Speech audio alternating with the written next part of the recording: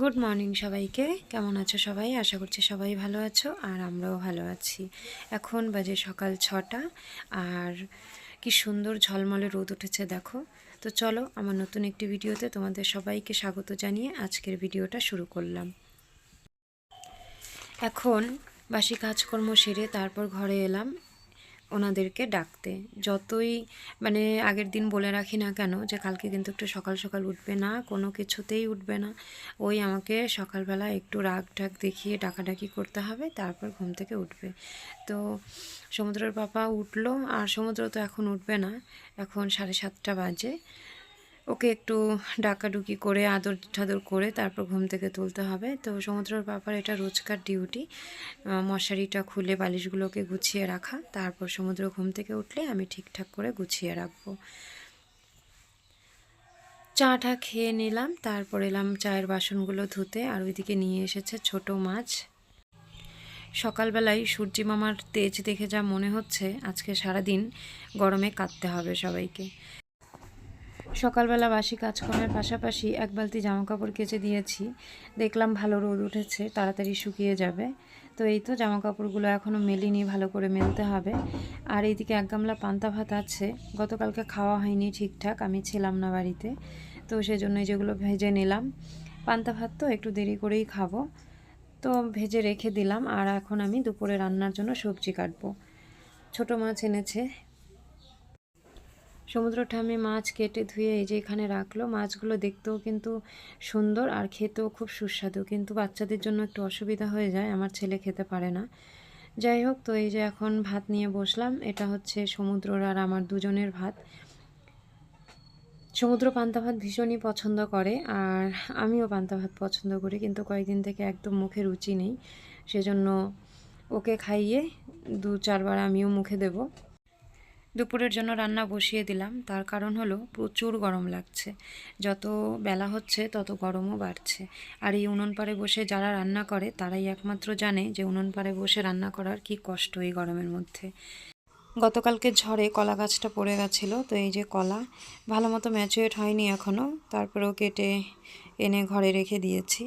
আর কলার থোড়ও হয়েছে, ওটা আগামীকাল খাবো।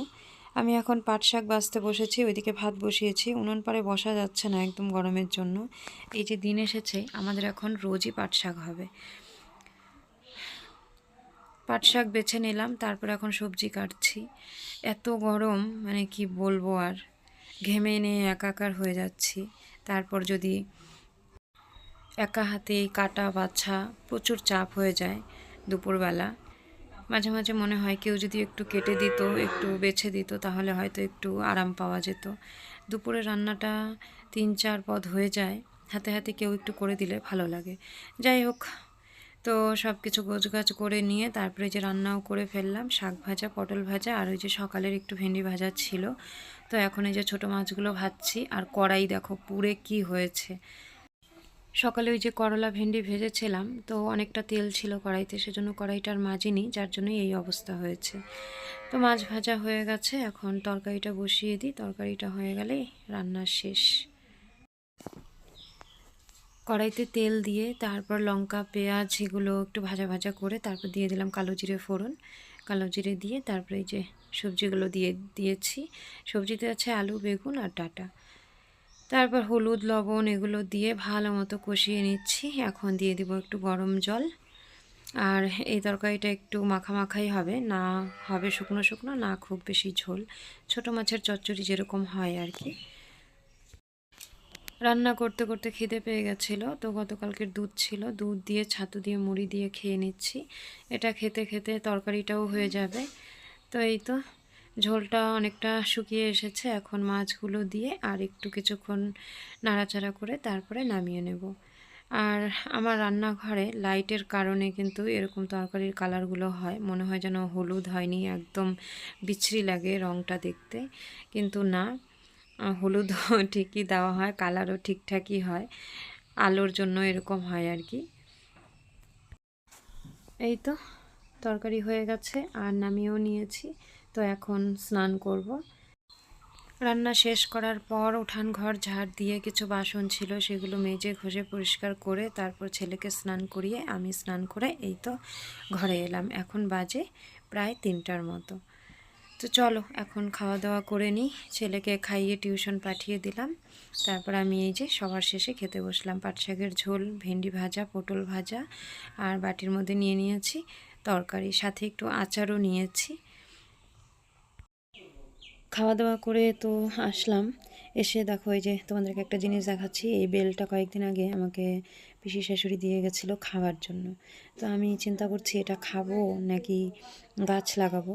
বেলের দানা থেকে গাছ হয় কিনা আমি জানি না, তবে আমার বেল গাছের খুব শখ, তাই ভাবছি এটা খাবো না, পুরো বেলটাই মাটিতে পুঁতে রাখবো, শুধু উপরের খোসাটা ভেঙে দেব। আর এই যে গতকালকে সমুদ্রের পাপা আমার জন্য দুটো ড্রেস নিয়ে এসছে। এটা একটা কুর্তি স্লিভলেস, আমি মানুষটাও কালো, নিয়েও এসছে কালো। ভাবছি এটা কি চেঞ্জ করব না রাখবো। আমার খুব একটা বেশি পছন্দ হয়নি।